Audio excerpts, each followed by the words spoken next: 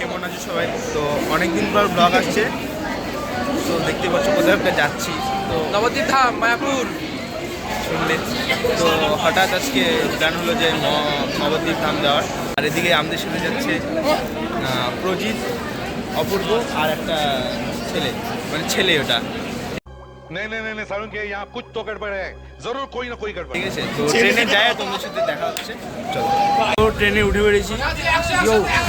ট্রেনে তো উঠলাম, কিন্তু প্রচণ্ড ভিড়, এভাবেই যেতে হবে। তো সকালে দেখা হচ্ছে।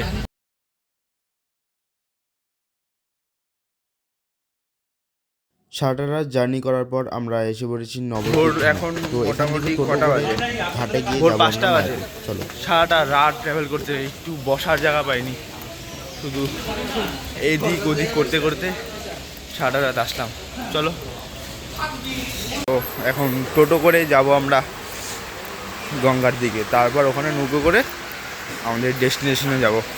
চলো যাওয়া যাক। ওরা কোথায়? পিছনে আসছে, তাড়াতাড়ি আয়। তো ওখানে ডাকছে, চলো।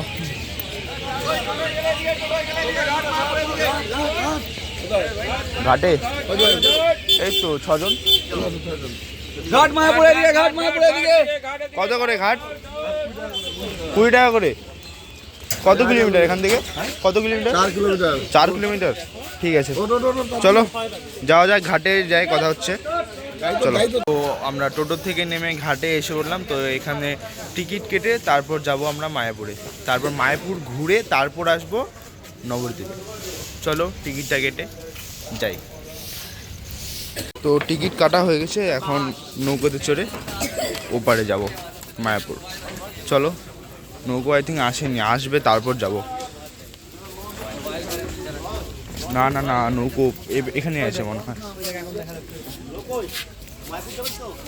ওটা নেই যে আমরা এখান থেকে দেখতে পাচ্ছি শ্রীধাম। এই যে নৌকো, তো আমাদের নৌকো আসছে। মায়াপুর দেখা যাচ্ছে, যেইটা দেখার জন্য এতদিন ধরে যখন ভগবানকে দেখবো আমাদের নৌকো আসবে, তারপরে এই নৌকো করে আমরা মায়াপুরের দিকে রওনা দেবো। চলো আসুক। অবসান।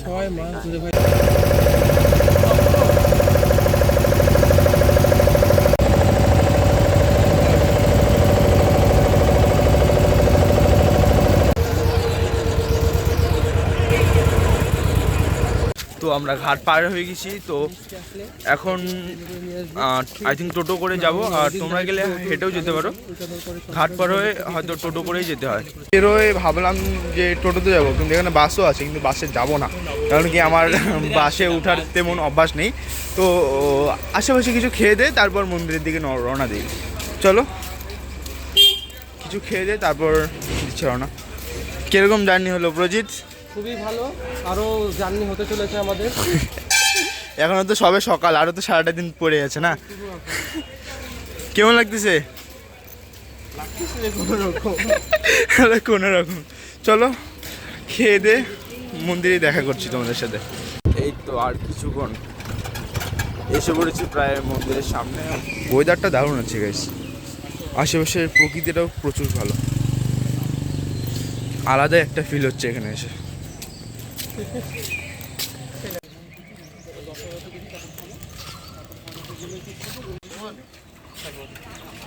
বিকালে মানে 2টার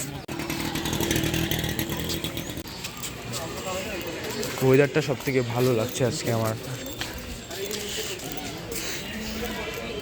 এতক্ষণ ঘোরার পর তো রুম পেয়ে গেলাম, এখন ফ্রেশ ট্রেশ হয়ে আবার ঘুরবো, আবার যাবো ওখানে, যায় টায়ে আবার কিছুক্ষণ পর এসে 10টা সামথিং, 10টার মতো এসে।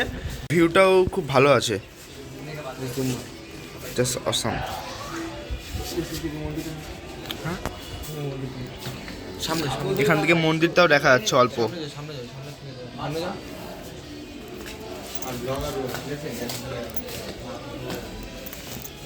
জাস্ট কিছুক্ষণ 1 কিলোমিটার সামথিং দূরে এখান থেকে মন্দিরটা। চলো ফ্রেশ ট্রেশ হয়ে দেখা হচ্ছে তোমাদের সাথে। তো রুমে এসে পড়েছি, রুমটা মোটামুটি ভালো হয়েছে। এসি আছে কিন্তু এসি কাজ করে না, রুমটা নতুন বানাচ্ছে। তার বাথরুমও মোটামুটি ঠিকই আছে।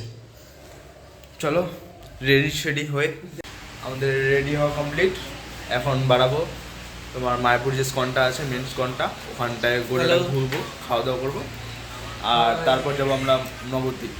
গুপ্ত বৃন্দাবন বলা হয়েছে। হ্যাঁ কেন গুপ্ত বৃন্দাবন? আচ্ছা, এটা খুলো নাহলে বুঝতে পারবেন না।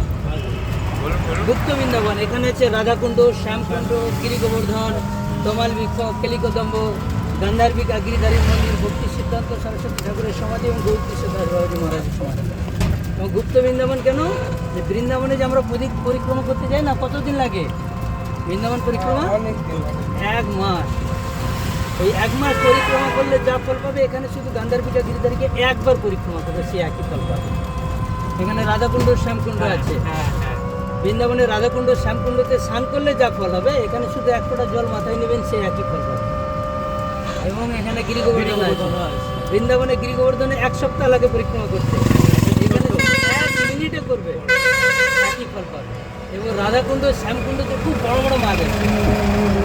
শ্যামকুণ্ডের মাছ সব কালো, ওই একই মাছ আছে রাধাকুণ্ডতে, যেমন মাছের কালার সেরকম কালার। ওই মাছকে তুমি বিস্কুট দিতে পারবে, বিস্কুট খাবে, একদম কাছে চলে আসবে, বড় বড় মাছ আছে। এটা 1 নম্বর। এখান থেকে দিয়ে 3 নম্বর গেট দিয়ে, মানে এখানে ওই পুকুর, মানে রাধাকুণ্ড শ্যামকুণ্ড এখানে আছে, এখানেই আছে সব ঠিক আছে। এটাতে 1 নম্বর প্রথমে ঢুকে গিয়ে ভক্তি সিদ্ধান্ত ঠাকুরের সমাধি, ডান দিকেই যাবে শ্যামকুণ্ড, ওখানে এগিয়ে যাবে গান্ধার্বিকা গিরিধারী মন্দির। তারপরে এক জায়গায় রাধাকুণ্ড, গিরি গোবর্ধন, তমাল বৃক্ষ, কেলিকদম্ব সব এক জায়গায়, ঠিক আছে? হ্যাঁ, এটাতে এখানটা অনেক কিছু আছে। হ্যাঁ ঠিক আছে ঠিক আছে, এটাতে সব কিছু ওখানে ভিডিও করা আছে। আচ্ছা ঠিক আছে। তো কাকু কি বললো সবই শুনলাম। তো এখন এসছি শ্রী চৈতন্য কি বললো মহাপ্রভু মঠ মন্দির। তো গোড়াটা ঘুরবো আর কি কি আছে সব দেখাবো তোমাদের, চলো।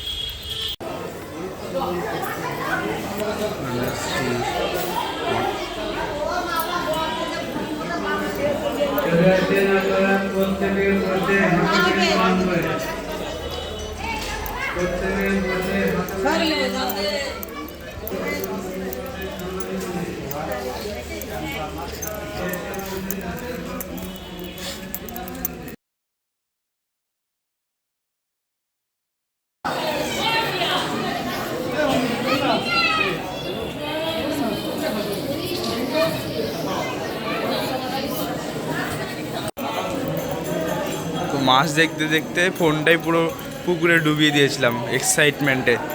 চলো, এই মন্দিরটা তো ঘোরা হয়ে গেল, আমাদের নেক্সট ডেস্টিনেশনে যাওয়া যাক এবার। শ্রী চৈতন্য লীলা প্রদর্শনী। হ্যাঁ, এরপর কোথায় যাচ্ছে?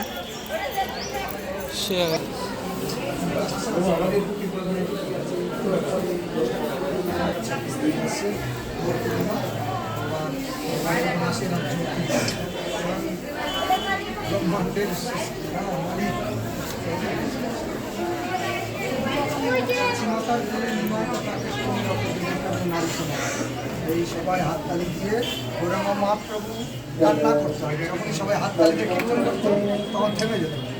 কোনো শিশু নামকরণ করে দেখবে কোনটার উপরে হাত দেয়।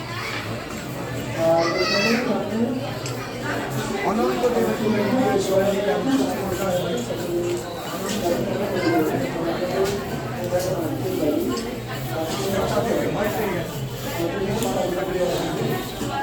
সবু তাহলে এখন কই যাবো? এখন আমরা যাবো চাঁদকাঠির সমাধি। হ্যাঁ হ্যাঁ, বাইরে থেকে চাঁদকাঠির সমাধি, যেখানে মহাপ্রভু হ্যাঁ নিজে হাতে একটা চাপা গাছ লাগিয়েছিলেন। চাঁদকাঠি যখন মারা গেছিলেন, হ্যাঁ ওর সমাধির উপরে একটা চাপা গাছ লাগিয়েছিলেন, এর ছোট্ট একটা ডাল লাগিয়েছিলেন। সেই চাপা গাছটা এখনো আছে। ওটা ভিডিও করতে দিবি তো? কি?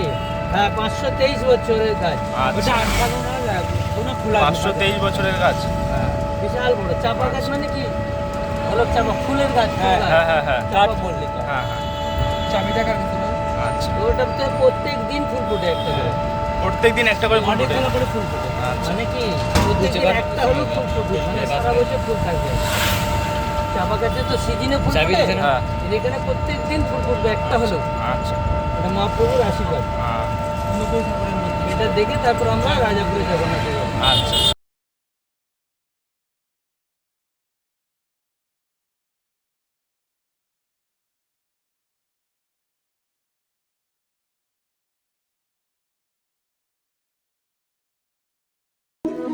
তো এখন আমরা মেন মায়াপুর মন্দিরে এসে বলছি।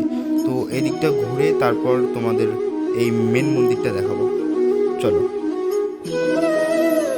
আর এটাই সেই গাছ যেখানে প্রতিটা দিন একটা হলেও ফুল ফোটে।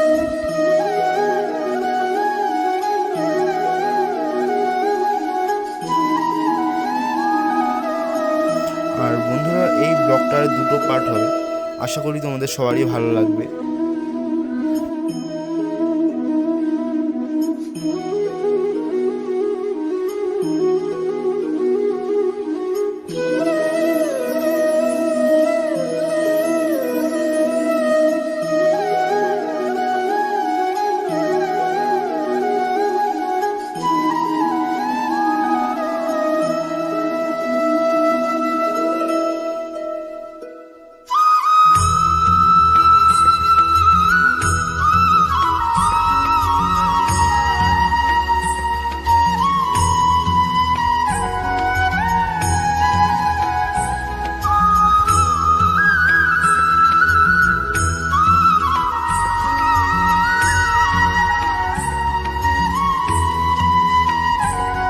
তো আজকে সারাদিন ঘুরলাম, গোটা ব্লগটা এডিট করতে মোটামুটি 2 দিন লাগবে।